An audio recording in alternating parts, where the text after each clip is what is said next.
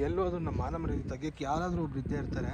ನೋಡಿ ಸಿಕ್ಕಾಪಟ್ಟೆ ಜನ ಫಾರಿನರ್ಸ್ ಬರ್ತಾ ಇದ್ದಾರೆ. ನಂಗೆ ತುಂಬ ಖುಷಿ ಆಯಿತು ನಮ್ಮ ಕರ್ನಾಟಕ ಟೂರಿಸಮ್ನ ಪ್ರಮೋಟ್ ಮಾಡೋಕ್ಕೆ ಇಷ್ಟೊಂದು ಜನ ಫಾರಿನರ್ಸ್ ಬರ್ತಿದ್ದಾರೆ ಅಂತ. ಹೌದು, ಸ್ವಲ್ಪ ಎಕ್ಸೈಟ್ ಆಗುತ್ತೆ ಫಾರಿನರ್ಸ್ ನೋಡಿದಾಗ. ಸ್ವಲ್ಪ ಬೆಳ್ಳಗಿರ್ತಾರೆ, ಚೆನ್ನಾಗಿರ್ತಾರೆ ನೋಡೋದಕ್ಕೆ ಅಂತ.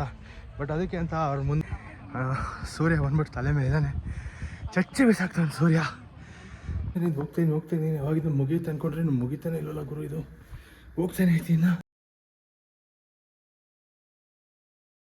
ಆ್ಯಂಡ್ ನಾವು ಇವಾಗ ನಮ್ಮ ನೆಕ್ಸ್ಟ್ ಡೆಸ್ಟಿನೇಷನ್ ಹೋಗ್ತಾ ಇರೋದು ಶ್ರಾವಣ ಬೆಳಗುಳಕ್ಕೆ. ಕರ್ಕೊಂಡೋಗಿ ತೋರಿಸ್ತೀನಿ, ಬನ್ನಿ ಮಾಡಿ.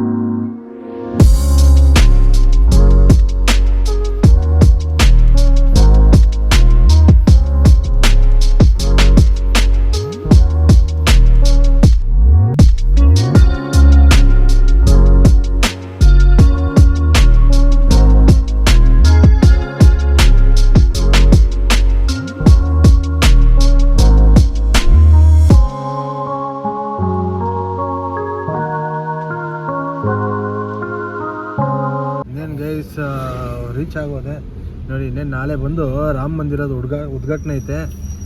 ಧೂಮ್ ಧಾಮ್ ಅಂತ ಸೆಲೆಬ್ರೇಟ್ ಮಾಡ್ತಾರೆ ಎಲ್ಲ ಕಡೆ. ಬೆಂಗಳೂರು ಇಲ್ಲೋ ಹತ್ರನೇ, ಬೆಂಗಳೂರಲ್ಲೂ ಹೀಗೆ ಇತ್ತು ಸ್ವಲ್ಪ ಸೀನ್ಸ್ ನೋಡೋಕ್ಕೆ. ನೋಡಿ ಗೈಸ್, ಲಾಂಗ್ ಟ್ರಿಪ್ ಅಲ್ವಾ. ವಾಟ್ರು ನನ್ನ ಮನೆಯಿಂದನೇ ತೊಗೊಂಡ್ಬಂದ್ಬಿಟ್ಟಿದ್ದೀನಿ. ಬಿಸ್ಲರಿ ಕ್ಯಾನ್ ತೊಗೊಂಡು 150 ರೂಪಾಯಿ ಬಾಟ್ಲು ಡೆಪಾಸಿಟ್ ಅಂತಪ್ಪ ಇದಕ್ಕೆ. ಆ್ಯಂಡ್ ಇದು ಥ್ರೆಡ್ ಇರೋ ಟೈಪ್ ಇದು. ಸೊ ನೀರಿಗೇನು ಕೊರತೆ ಇಲ್ಲ, 25 ಲೀಟರ್ಸ್ ಐತೆ ವಾಟ್ರು.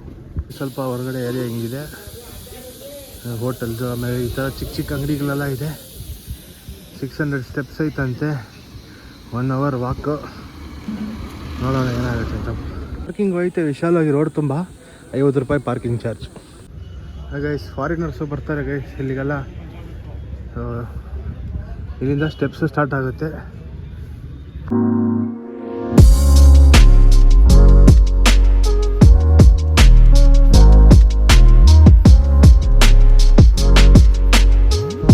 ಗೈಸ್ ಹತ್ತ ಕಾರ್ಯಕ್ರಮ ಶುರುವಾಗಿದೆ ಗೈಸ್.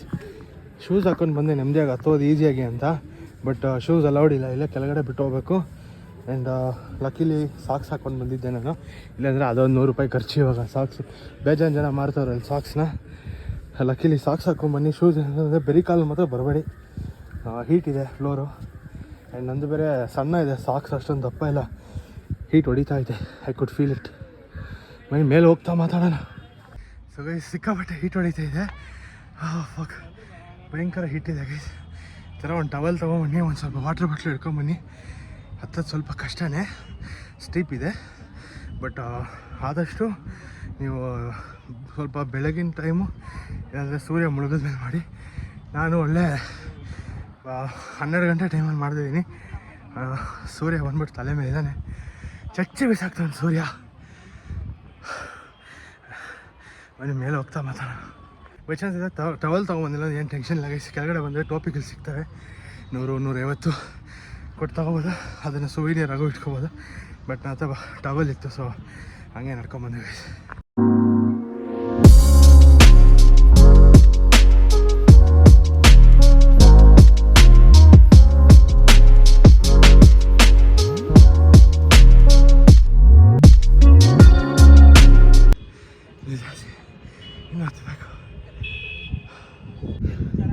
ಇದೊಂದು 30% ಮುಗಿಸಿದ್ದೀನಿ, ಇನ್ನು 70% ಐತೆ. ಇಲ್ಲಿಗೆ ನಮ್ಮ ಕತೆ ಮುಗಿದೋಗೈತಲ್ಲ ಗುರು. ಬಟ್ ಹೋಗ್ಬೇಕು, ಇನ್ನು ಮೇಲೆ ಹೋಗ್ತೀನಿ.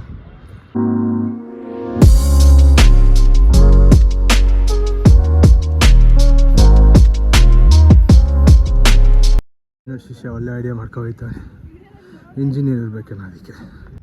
ಆಲ್ಮೋಸ್ಟ್ ರೀಚ್ ಆಗ್ಬಿಟ್ಟೆ ಮೇಲೆ. ನೆಟ್ಟಿಗೆ ಫಿಸಿಕಲ್ ಫಿಟ್ನೆಸ್ ಇಲ್ದರೆ ಲೈಫ್ ಹೆಂಗಾಗ್ಬಿಟ್ಟೈತೆ ನೋಡಿ. ಹತ್ತಕ್ಕಾಗ್ತಾಯಿಲ್ಲ, ಏನಿಲ್ಲ. ಸಣ್ಣ ವಿಷಯಕ್ಕೂ ಗಾಡಿ ಬೇಕು, ಸಣ್ಣ ವಿಷಯಕ್ಕೂ ಕಾರ್ ಬೇಕು. ಈ ಥರ ಇತ್ತಂದರೆ ಎಲ್ಲೋ ಹೋಗ್ತಾರೆ. ಅವಾಗ ಸ್ವಲ್ಪ ಓಡೋದು ಮಾಡಬೇಕು ಆ್ಯಕ್ಚುಲಿ. ಇಲ್ಲಾಂದರೆ ಒಂಥರ ಕಷ್ಟ ಬೀಳಬೇಕು. ಬಟ್ ಹಿಂದೆಗಡೆ ವ್ಯೂ ನೋಡಿ ಗೈಸ್, ಏನು ಸಖತ್ತಾಗಿದೆ ವ್ಯೂ. ಬಟ್ ಇಲ್ಲಿಗೂ ಇಲ್ಲಿವರೆಗೂ ಹತ್ಕೊಂಡು ಬಂದಿದ್ದು ಬರ್ತಿತ್ತು. ನೀರು ಆಲ್ಮೋಸ್ಟ್ ಖಾಲಿ ಮಾಡಿಬಿಟ್ಟಿದ್ದೀನಿ. ಟವಲ್ ಐತೆ, ಇನ್ನೊಂದು ಚೂರು ಐತೆ ಗೈಸ್, ಇನ್ನೊಂದು ಚೂರು ಬಾಕಿ ಐತೆ ಅಷ್ಟೇ. ಇನ್ನೊಂದು ಚೂರು ಅಷ್ಟೊಂದು ಐತೆ. ಅದು ಹತ್ಬಿಟ್ರೆ ಮೇಲೆ ನಿಮ್ಗೆ ಗೊಮ್ಮಟೇಶ್ವರ ಕಾಣುತ್ತೆ. ಆ್ಯಂಡ್ ಗೈಸ್ ಸಿ ದಿಸ್,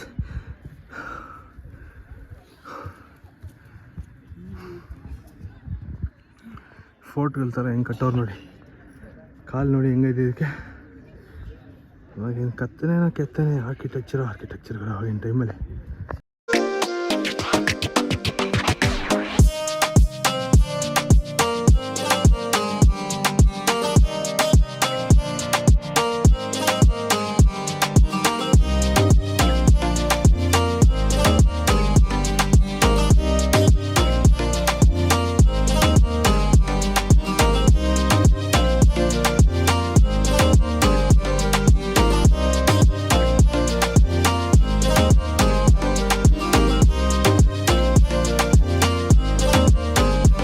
ಕಟ್ಟೆಗಳ ಮೇಲೆ ಕೂತ್ಕೊಂಡು ಗೇಮ್ಸ್ ಆಡೋರು ಇವಾಗ ಕೆತ್ತನೆ ಮಾಡಿದ್ದಾರೆ.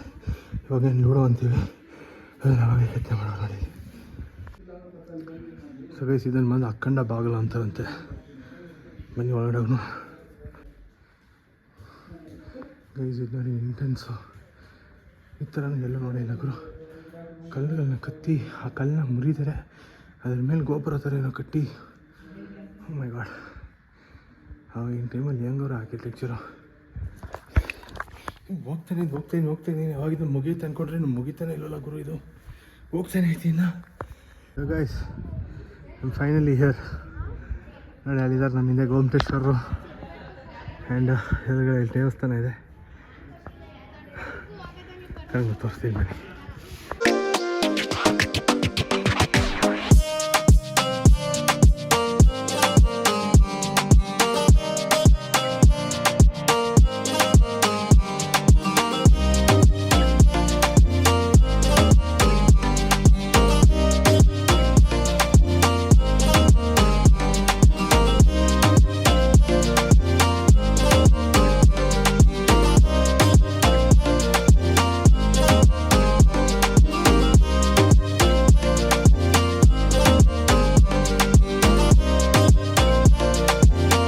ಸೊ ಗೈಸ್ ಇದೇನೇ ಬಾಹುಬಲಿ ಅಥವಾ ಗೊಮ್ಮಟೇಶ್ವರ. ಸೊ ಗೈಸ್ ಇವ್ರ ಬಗ್ಗೆ ಹೇಳ್ಬೇಕಂದ್ರೆ ಇವ್ರನ್ನ ಬಂದ್ಬಿಟ್ಟು ಬಾಹುಬಲಿ ಅಂತಾರೆ. ಸೊ ಇವ್ರಿಗೊಂದು ಅಣ್ಣ ಇರ್ತಾರೆ, ಆ್ಯಕ್ಚುಲಿ ಇವ್ರು ರಾಜನ ಮಗ ಇವರು. ಸೊ ಇವ್ರಿಗೊಂದು ಅಣ್ಣನೂ ಇರ್ತಾರೆ. ಸೊ ಅವ್ರ ಹೆಸರು ಬಂದ್ಬಿಟ್ಟು ಭರತ ಅಂತ. ಸೊ ಗೈಸ್ ಭರತನಿಗೆ ಒಂದು ಚಕ್ರ ಸಿಕ್ಕಿರುತ್ತೆ, ರಕ್ತ ಚಕ್ರ ಅಂತ.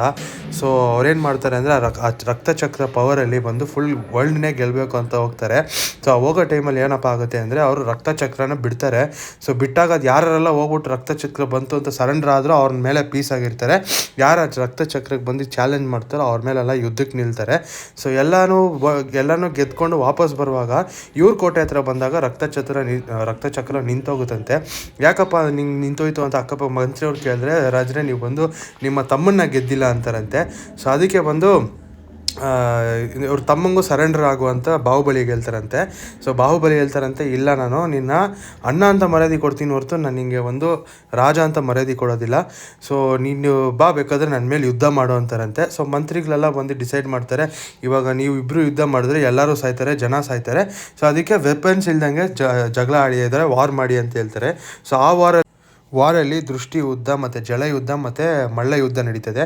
ಸೊ ದೃಷ್ಟಿ ಅಂದರೆ ಒಬ್ರಿಗೊಬ್ರು ನೋಡ್ಕೊಳೋದು, ಜಲ ಯುದ್ಧ ಅಂದರೆ ನೀರಲ್ಲಿ ಹೊಡೆದು ಒಬ್ರನ್ನೊಬ್ರು ಬೀಳ್ಸೋದು, ಆಮೇಲೆ ಮಳೆ ಯುದ್ಧ ಅಂದರೆ ಕುಸ್ತಿ ಆಡೋದು. ಸೊ ಕುಸ್ತಿಯಲ್ಲಿ ಬಂದ್ಬಿಟ್ಟು ಇನ್ನೇನು ಅವ್ರನ್ನ ಎತ್ತಿ ಬಿಸಾಕುವಾಗ ಅವ್ರಿಗೆ ರಿಯಲೈಸ್ ಆಯ್ತದೆ, ಅಯ್ಯೋ ಈ ಒಂದು ಕಿಂಗ್ಡಮ್ಗೋಸ್ಕರ ನಾನು ಇಷ್ಟೊಂದೆಲ್ಲ ಮಾಡಬೇಕಾ, ತಗೊಳ್ಳೋಣ ನೀನೇ ಹಿಡ್ಕೊ ಅಂದ್ಬಿಟ್ಟು ಆ ಕಿಂಗ್ಡಮ್ನ ಅವ್ರನ್ನೇ ಕೊಟ್ಬಿಡ್ತಾರೆ. ಆ್ಯಂಡ್ ಅವ್ರು ಬಂದ್ಬಿಟ್ಟು ಧ್ಯಾನಕ್ಕೆ ಹೋದಾಗ ನಾನು ಈ ಮೈ ಮೇಲಿರೋ ಬಟ್ಟೆನೂ ನನಗೆ ಯಾಕೆ ಬೇಕು ಅನ್ನೋ ಒಂದು ಕಾರಣಕ್ಕೋಸ್ಕರ ಮೈ ಮೇಲಿರೋ ಬಟ್ಟೆನೂ ತೆಗೆದುಬಿಡ್ತಾರೆ. ಯಾಕಂದರೆ ಜೈನ್ ಧರ್ಮದಲ್ಲಿ ಗೈಸ್ ನಿಮ್ಗೆಲ್ಲರೂ ಗೊತ್ತಿರ್ಬೋದು, ಬಟ್ಟೆ ಬರೋದು ಬೆತ್ತಲೆ ಹೋಗೋದು ಬೆತ್ತಲೆನ ಸಿಂಬಾಲಿಕಾಗಿ ಹೇಳಿದ್ದಾರೆ. ಸೊ ಗೈಸ್ ಈ ವಿಗ್ರಹನ ಕೆತ್ತಿಸಿದವ್ರು ಬಂದು ಚಾವುಂಡ ರಾಯ ಅನ್ನೋ ಒಬ್ಬ ಸಾಮಂತ ಅಂದರೆ ರಾಜಂಗೆ ರೈಟ್ ಹ್ಯಾಂಡ್ ಲೆಫ್ಟ್ ಹ್ಯಾಂಡ್ ಇರ್ತಲ್ಲ ಆ ಥರ ಅವ್ರ ಅಮ್ಮನ ಆಸೆಗೋಸ್ಕರ ಮಾಡಿಸ್ತಾರೆ ಇದನ್ನು. ಆ್ಯಂಡ್ ಗೈಸ್ ಈ ಒಂದು ಸ್ಟ್ರಕ್ಚರ್ದು ಬಂದ್ಬಿಟ್ಟು ಹೈಟ್ ಬಂದ್ಬಿಟ್ಟು 57 ಅಡಿ. ಆ್ಯಂಡ್ ಇದು ಒಂದೇ ಪೀಸಲ್ಲೇ ಕೆತ್ತಿರೋ ಮೊನಾಲಜಿಕಲ್ ಸ್ಟ್ರಕ್ಚರ್ ಅಂತಾರೆ ಇದನ್ನು. ಆ್ಯಂಡ್ ಇದು ವೈಟ್ ಮಾರ್ಬಲಲ್ಲಿ ಕೆತ್ತಿರ್ತಾರೆ. ಆ್ಯಂಡ್ ಇದ್ರದ್ದು weight more than 1000 ton guys, ಹಂಗಂದರೆ 10 ಲಕ್ಷ ಕಿಲೋ ಗೈಸ್. ಆ್ಯಂಡ್ ಆ ಕಾಲದಲ್ಲಿ ನಮ್ಮ ಹತ್ರ ಏನು ಟೆಕ್ನಾಲಜಿ ಇತ್ತು, ಇದನ್ನು ಬೆಟ್ಟದ ಮೇಲ್ವರೆಗೂ ಸಾಹಸ ಹೆಂಗೆ ಮಾಡಿದ್ರು ಅನ್ನೋದೇ ಒಂದು ಆಶ್ಚರ್ಯ ವಿಷಯ. ಬಟ್ ಅದನ್ನು ಹೇಳ್ತೀನಿ ಕೇಳಿ.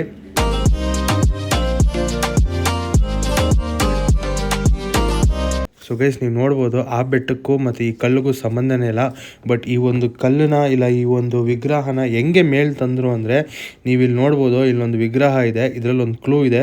ಸೊ ಆ ವಿಗ್ರಹ ಅಲ್ಲಿ ಕೈಯಲ್ಲಿ ನೋಡಿ ಏನು ಇಟ್ಕೊಂಡಿಲ್ದೇ ಇರೋ ಥರ ಒಂದು ಸ್ಟ್ರಕ್ಚರ್ ಇದೆ, ಆದರೆ ಆ ಸ್ಟ್ರಕ್ಚರ್ಗೆ ಸಪೋರ್ಟೇ ಇಲ್ದಿರೋ ಥರ. ಸೊ ಆಗಿನ ಕಾಲದಲ್ಲಿ ನಮ್ಮ ಹತ್ರ ಟೆಕ್ನಾಲಜಿ ಇತ್ತು, ಹಂಗೆ ಮೇಲೆ ಬಂದಿದೆ. ಸೊ ಗೈಸ್ ಇಲ್ಲಿ 2 ಬೆಟ್ಟ ಇದೆ, ಒಂದು ಚಿಕ್ಕ ಬೆಟ್ಟ ಒಂದು ದೊಡ್ಡ ಬೆಟ್ಟ ಅಂತಾರೆ. ಸೊ ನಾನು ನಿಂತಿರೋದು ಬಂದ್ಬಿಟ್ಟು ಇಂದ್ರಗಿರಿ ದೊಡ್ಡ ಬೆಟ್ಟ ಆ್ಯಂಡ್ ಆಪೋಸಿಟಲ್ಲಿ ಕಾಣ್ತಾ ಇರೋದು ಚಂದ್ರಗಿರಿ ಚಿಕ್ಕ ಬೆಟ್ಟ.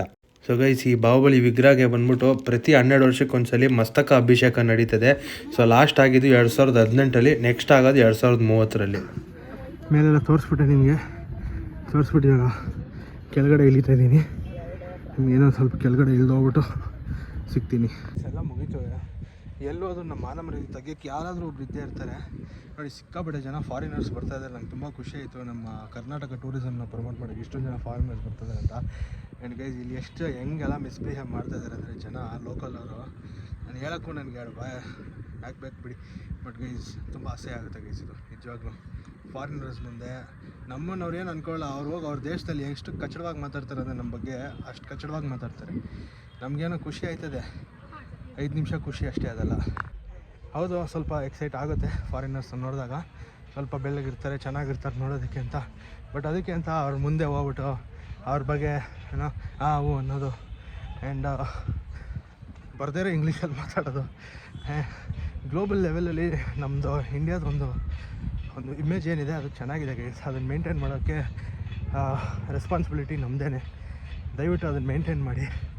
ಅವ್ರು ಬರ್ತಾಯಿದ್ರಂತ ಕ್ಯಾಮ್ರಾನ ಎತ್ಕೊಂಡು ಹೋಗ್ಬಿಟ್ಟು ಅವ್ರ ಮುಂದೆನೇ ಇಟ್ಕೊಳೋದು, ಅವ್ರನ್ನ ತಪ್ಕೊಂಡು ಫೋಟೋ ತೊಗೊಂಡೋದು ಏನಿವಲ್ಲ ಬೇಡ ಗೈಸ್, ಅದು ಚೆನ್ನಾಗಿಲ್ಲ.